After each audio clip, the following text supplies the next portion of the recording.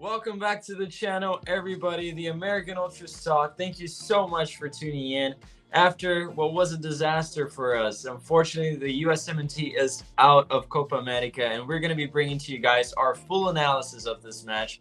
But before we dive into that, we're just going to show a clip of how it was outside the stadium before the match. Braden and I, fortunately, we had the opportunity to be there and interview a few of the opposition fans as well, the Uruguayans. They were all really nice. Some Americans as well. We were in high spirits, but unfortunately, what happened. Here's a little clip of that. All right, so here we are before the kill or be killed match for the USA. I'm here with Belén González. Belén González. You're obviously rooting for Uruguay. Yeah. Your score prediction for the game? Uruguay 2-0. We're gonna win. 2-0. Goal scorer? Núñez. Okay. Okay, well, the Uruguayans are very confident. Good luck to you guys. Thank you so much. And yeah, all right, so I'm here with Daryl. Daryl. Yeah. Your thoughts? The U.S. has to win to pull through. Yeah. Do you have any belief that we're going to pull it off and beat Uruguay? 1% chance, 99% faith, so yeah. Nice. I think I like those odds. I think it should be mostly everyone. Yeah. Predictions? So I do hope that we don't lose bad. I hope we pull out in a very lucky win, like 2-1. 2-1? Who scores? Pulisic, Balogun. Nice. I hope you're right, my man. Have a good day. Enjoy the game, and may the U.S. win. We're here with Christian, nice to meet you. May the best win today. We need to get the win. What's your prediction before the match? I think we might probably win maybe 3-1, maybe 3-0, but we're going to take it. Sorry to break it to you. You're going to break our hearts. And who's the goal scorer? Give 2 to Núñez. 2. He's been scoring every match so far. What do you think, sir? Okay. I think Uruguay's going to take it. I don't know if 3-0 will be the score, but definitely we'll be there. Good for the USA if they can beat us, so they can move on. But we are here to win it, unfortunately. Yeah, I think it's in the local USA's blood to not give away a match, so it's going to be tough. But thank you so much, gentlemen. Thank you. Your name? George Washington. George Washington. Alexander Hamilton. Predictions for the pre-match. What do you think? Can we pull through and save our lives right here? 2-1, Balogun scores, and Musa scores. Well, I like it. Give me a 3-1 game, Pulisic hat trick, Darwin Núñez only getting 1. So. Oh, nice. So you guys are confident that we pull through? It's easy. All right, let's do it. USA, I like the confidence. Thank you so much, guys. And now, after losing 1-0 in a very controversial goal, admittedly, the storm has kind of weathered a little bit. It's been a couple of hours, Braden. Your immediate thoughts on that match? What do you think? Yeah, I mean, there's a lot to process in terms of not just the match, but the whole tournament in general. I think the performance overall in the match, it wasn't bad. It was uninspiring, like it always is, because we didn't really create anything. We'll dissect the match more clearly later in the video, but we held our own against Uruguay, against a very, very good team, a team that has a very good chance at winning the whole tournament. I think that was certainly a performance to be proud of, and it's just a shame, really. It's just a shame because the performance against Panama, we already talked about that in previous videos, but that game put us in a position, an unreasonable position, where we had to ask our team to do the impossible now. And we did the best we could. The goal they scored was complete BS. It was offside. The VAR clearly made a mistake, but ultimately it didn't matter in the end because we failed to beat a CONCACAF team at home. Usually we have problems beating CONCACAF teams away. We've seen that time and time again with Berhalter as a manager. Now we can't even beat them at home due to, maybe Berhalter and some of the fans will blame the way a red card, and obviously it was a stupid mistake to make, but at the end of the day, you still need to be winning that game, or at least drawing. Even if we had drawn, which is still an acceptable result, we still would have gone through. It's really inexcusable, and I'm just kind of at a loss for words with the Federation at this point. Yeah, I think everyone's a little speechless to think about it. Just looking at the tournament, the group, which was not a very favorable group, but honestly, we should have never been in this position in the first place. I get that some people will highlight the way a red card. It is a divisor, really, in terms of what happened in the tournament. But it has to be said. We'll just say it right away. Greg needs to be fired. I think that if we were a respectable, we are aiming to be a respectable soccer nation, but he would be fired tomorrow, out of the job tomorrow, if we were a serious federation. So there's going to be growing pressure on that. Those are my immediate thoughts. There has to be. There's already a statement. They're going to take a review. What is there to review other than to start with the obvious, really? And some other things too. I don't think it's quite the golden generation. It's definitely our best so far, but it's not as good as we say it could be, perhaps. But honestly, some blame is on the players. I'm not going to try to shift all into Greg because I think that players did underperform, but he has to be out. And yeah, I think overall, if we came into this match with a good enough chance of going through, even with a loss, if we had tied against Panama, it would have been okay. Like you said, a good performance, sort of okay, acceptable. But ultimately, it wasn't. And now diving into dissect how that happened. The first half, Braden, your thoughts? I think the key thing to discuss in terms of the first half is more so the lineup, because in terms of chances created on both ends, there wasn't really anything. I mean, I think, but the lineup, we saw it was pretty much unchanged. We had a bit of a shift with the MMA midfield, like you said in the preview. It could happen, so props to you for that. And Reyna on the wing. But the key thing was, Reyna was on the left wing. We all thought he'd be on the right, but Pulisic was shifted to the right wing, Reyna on the left, and I think in the first half, it was a masterstroke. They both looked really good whenever they got on the ball. Reyna, in particular, had some excellent passes, some good touches to get around defenders, and Pulisic, I mean, we know what Pulisic does. Every time he gets on the ball, he tries to create something, and more often than not, he succeeds. We created a lot of decent set-piece opportunities off of that. Ultimately, the new set-piece coach has maybe improved things in the past, but not in this game. We ultimately wasted every single one of them. And then I think the only other key talking point, because there weren't many chances, was the ref. I mean, just stupid decisions from the ref, and it was the same thing in the second half as well. But the fact that I think this was in the first half, Adams gets a yellow card after he gets stepped on. So it should have been a yellow card the other way. But then not only that, we saw so many times whenever a foul was finally called on Uruguay, the ref slowed play down, talked to their player for way too long, but then when a foul is called on us, they let Uruguay play quickly. The yellow card's still in the hand, it's still being shown to Adams, but somehow they're allowed to play quickly, and we almost concede because of it. Excellent clearance from Tim Ream. I don't remember who it was who got the shut off, but I think it was Pellistri. He beat Turner. Ream came to the rescue, but the fact that that play was even allowed to happen is a disgrace. And I mean, there's so many things we could say about the ref. He was underqualified. He refused to shake Pulisic's hand after the match. There's a lot going on, but with the ref. But at the end of the day, we can control what we can control, and ultimately, this ref made a lot of bad decisions, but he wasn't the reason why we got knocked out.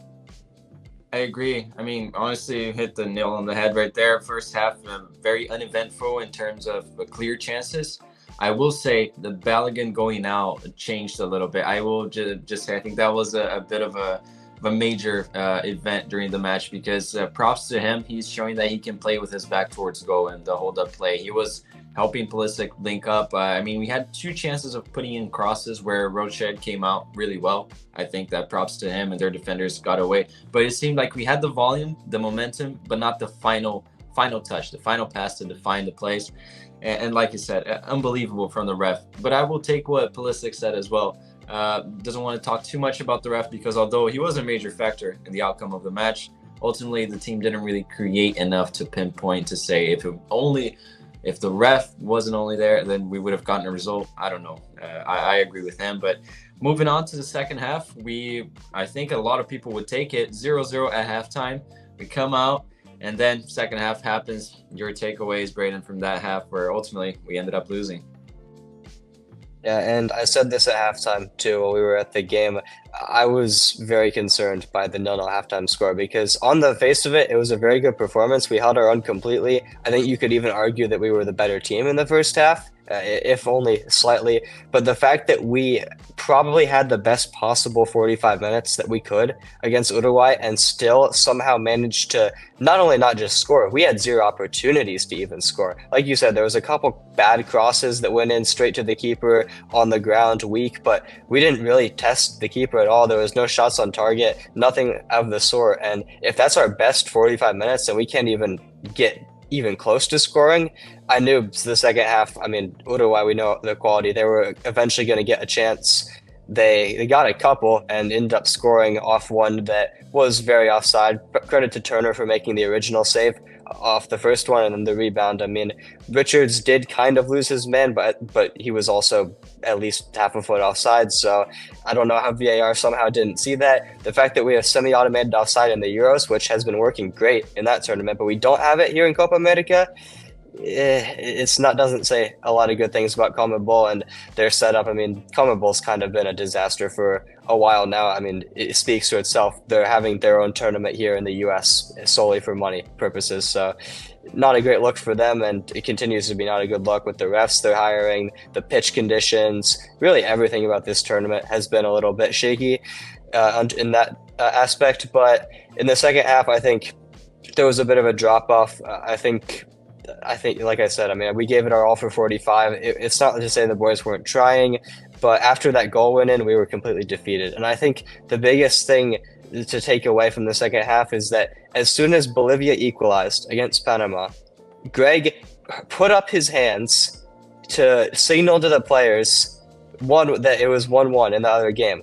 And just coincidentally, Uruguay had a free kick exactly as that was happening. And then the players get complacent a little bit, fall asleep, and boom. Just a minute after Bolivia equalized against Panama, we go down. And it's the exact same situation as it was 2 minutes prior, except for now we are down a goal. We're demoralized. We've fought so hard for, 65, 70 minutes or so, and we're still somehow losing this game.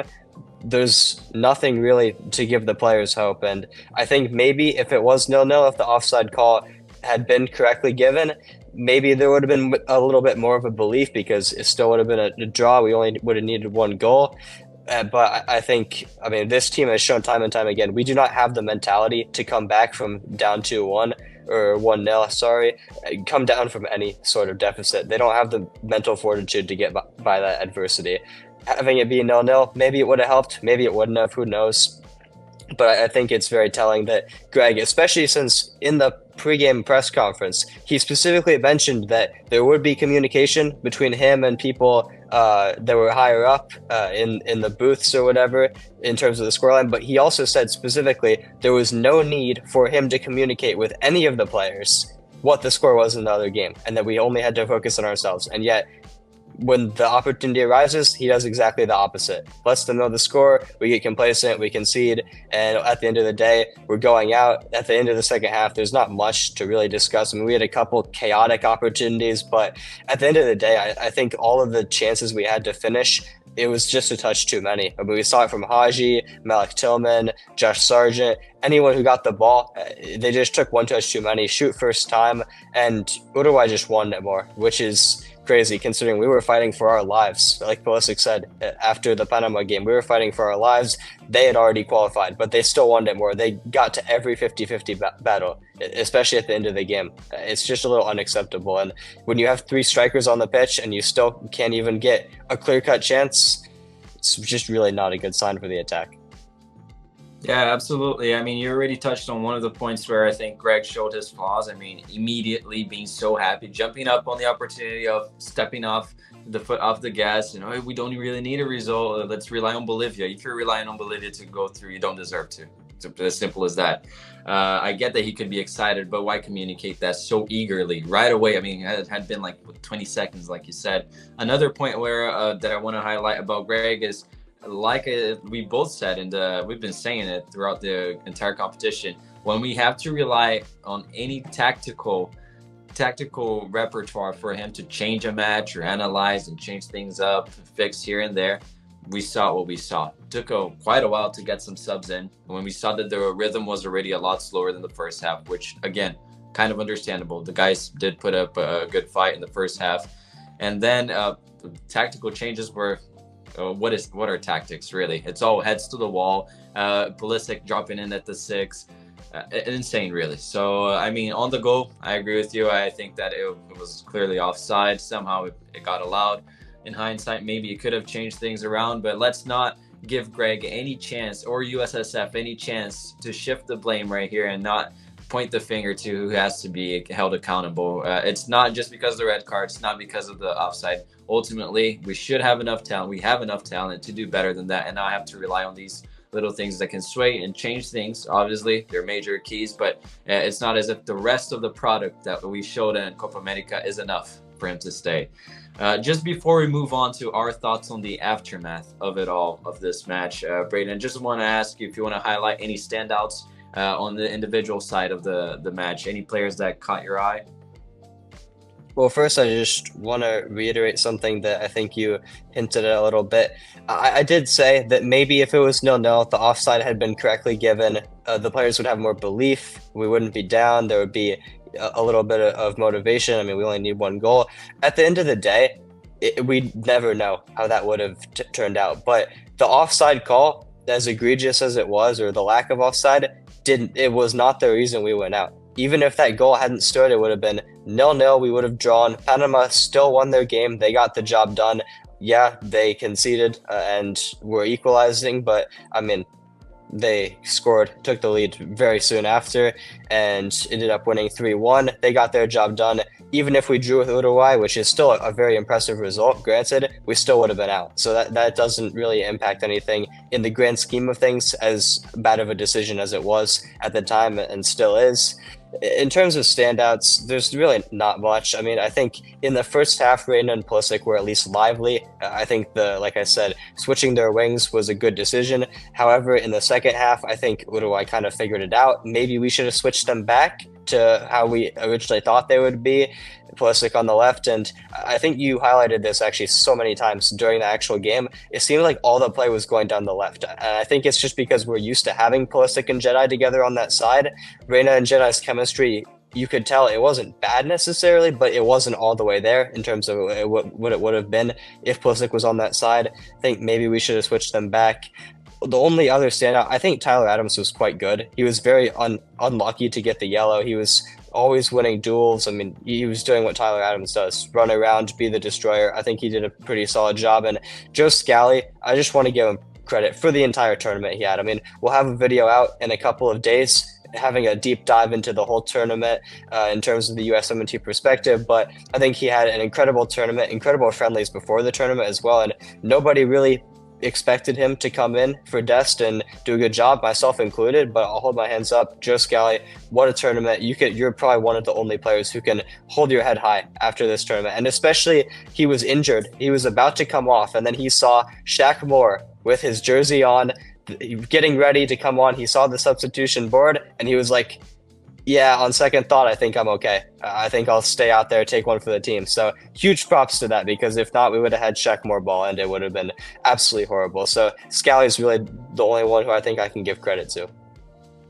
Yeah, I agree with you. I think first half, I'm going to have to put players on the standout on the negative side. I think that, again, Pulisic and Reina particularly on the first half, showing his quality with the passing. Definitely playing in the wing is not his favorite thing, but he had been quiet in the middle. Again, back to the manager, I don't think he has the tactical prowess to try to extract something from a player like Reina in his natural position. So put him on the wings, shoving crosses, but Reina did enough. He has enough quality to shine, even with a very, very bad manager there. So I think him and Pulisic, lively, trying to create things, got a lot of fouls, a lot of opportunities. Ultimately, we didn't capitalize. Adams showing, like you said, doing what he does, a lot of eagerness, very alert, urgent. I mean, it's a huge contrast to Johnny when he's playing, really. And on the negative side, I will say Musa. I mean, the MMA midfield worked in a way of containing pressure and putting pressure on them, but on the ball, like people always say, Musa's great at dribbling, gave the ball away so many times. West and well, Weston was horrible in my opinion. I mean, props to him. Wasn't shying away from the game, was trying to make things happen even on the second half. But him and Musa, I thought, even on the chances, in hindsight, thinking about how Uruguay had some long shots, Gio, Balogun, and Pule created enough for a player to come from the midfield and try to finish, but they were never there. They looked gassed. And I think I saw a comment where McKennie looked like he was in quicksand. I think I agree. At times he was very slow. But that's it really with the standouts. I'll just say Musa and McKennie on a negative note. And now the aftermath. After this match has happened, USSF came out with a statement, I believe, where they'll review it. What do you think there is for review, Braden? I know we'll dive in more into this in the next video, but just briefly, the aftermath, what do you think will happen and what do you think should happen? Well, first, I guess, slight props to USSF, because I did say as we were leaving the game that at the very least I wanted a statement from them, at least giving us a little bit of transparency, what their decision was, whether it is fire Greg immediately, whether it's keep him 2026 regardless, or whether it's they're going to look back at the tournament, make a review, and make the hopefully right decision from there. They gave us that. They gave us a statement. They're going to review Copa America. They said it was unacceptable. They're going to see how we can improve the team for the future. If they're intelligent and they have the guts to do it, it'll be firing Greg and bringing in a new manager. Time will have to tell in terms of what that will happen. Maybe we should have slight hope, but at the end of the day, I still think they're going to keep him. Hopefully I'm wrong, but I think it comes down to this. If Greg does get fired, which is the ideal scenario, we have to immediately start a coaching search, because if you look back to when his contract initially expired, and I think I want to make this very clear, Greg was not fired. He was originally going to be brought back. His contract was going to be extended, but then this whole Reina thing happened where, Gio's parents, Claudio and Danielle, accused him of the situation with his wife that had happened like 20 years prior. And at the end of the day, I respect the effort from them to get Greg gone, but what it did was just set us back 6 months, because we could have at least had Greg back immediately and started focusing on Copa America, but we wasted 6 months not knowing who the manager was going to be. Coincidentally, we played our best football during that time period because we had BJ Callahan in charge and he was a better manager, but I think at the end of the day, it probably would have been better to just have Greg back immediately if those were the two options. So if he is going to get fired, waste no time, call up every single manager that you can, try to get a good one in. First name you got to call is Klopp. Will he join? Probably not, but he doesn't have a job right now. And he said he was running out of energy. International football requires a lot less time and all of that than club football does. So who knows? Maybe for a couple of years, maybe he'd be open to it. Probably not, but offer him everything you can. And the same thing for so many other managers. And then if he does stay, if we do keep Greg, what has to happen is we need to blame the players, because we know Greg is not the right manager for the job. But if USSF decides that he is somehow, then something has to change regardless. And I think that starts with the players if Greg has to be kept. I mean, we saw Matt Turner. He had one nice save. His distribution was woeful. He's getting up there in age. He's had a couple of shaky games as well in terms of saves, which he had never had in the past until about this year. Yunus Musa, like you said, completely awful. He tries to do too much every time he gets the ball, gives it up. Pepe is young, so we'll give him a pass, but as soon as he came in, I think it was like 5 seconds after he came in, he set a new record, in my opinion, for losing the ball the quickest, and he kept doing that. McKennie, like you said, he just looks overweight and out of shape. Lost every single 1v1 duel. I think that might be a little bit of an exaggeration, but I think he was like 4 for 18 or something crazy like that. It just wasn't good enough. The defenders, I mean, Richards and Ream, they were okay, but the whole tournament, their distribution has been off. And I mean, even some of the other players as well. I mean, it's just not up to the standard that we know they can play at. They're getting too comfortable. They know their spots are secure, and until they criticize Greg, their spots will continue to be secure. I think it's time to bring in some new players. And if it doesn't work, go back to the old ones. But something has to change here. The players need to know that their spots aren't safe. There are consequences for bad performances, and the perfect way to lead this is this: ban Tim Weah. I don't know how long for. I'm not saying we give him a lifetime ban or anything like that, but I think he needs to be away from the national team for a while. We need to set a standard here. It's unfortunate for Tim that he has to be the scapegoat, but at the end of the day, he made a stupid decision. We didn't punish Dest for it when the same thing happened against Trinidad and Tobago, and look what happened. Where it does the same thing and it costs us a tournament, basically. We can't have something like this happening again. Our players need to know that there are consequences for their actions. So, Tim Weah, I'm sorry, but you have to go, at least for a little bit. Yeah, I think that the aftermath or what will happen is I think they will fire him. Maybe I'm being delusional right here, but I think even in Wijnaldum, I mentioned it when he said on that tweet that Greg would stay even if he gets grouped. Maybe that was a solid for the fan base because they saw I assume someone in the USSF saw the repercussion, how the fans reacted. We have Alexi Lala saying it's not good enough from Greg. This was a guy that was calling the fan base toxic for calling him out before the tournament. I mean, everyone's jumping up on this. Greg, when asked if he thinks he's the right man to lead this group into the 26th World Cup, which we know he isn't, he just said a yes, almost stuttered and looked to the side.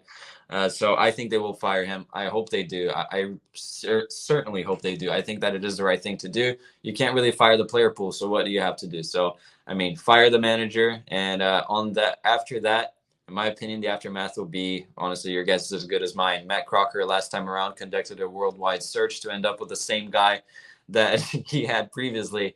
And honestly, I was thinking about this. We say, oh, they need to have the guts to fire him. He doesn't even take guts. The guy didn't take us anywhere. He didn't do anything in order to be a crazy decision. So fire Greg. Those are my thoughts, and I think it will happen. I'm growing in hope that he will. I see a bunch of pages dedicated to fire Greg. So maybe it will happen. So let us know in the comments below what you thought of this. Unfortunately, another bad chapter of USMNT history where we are.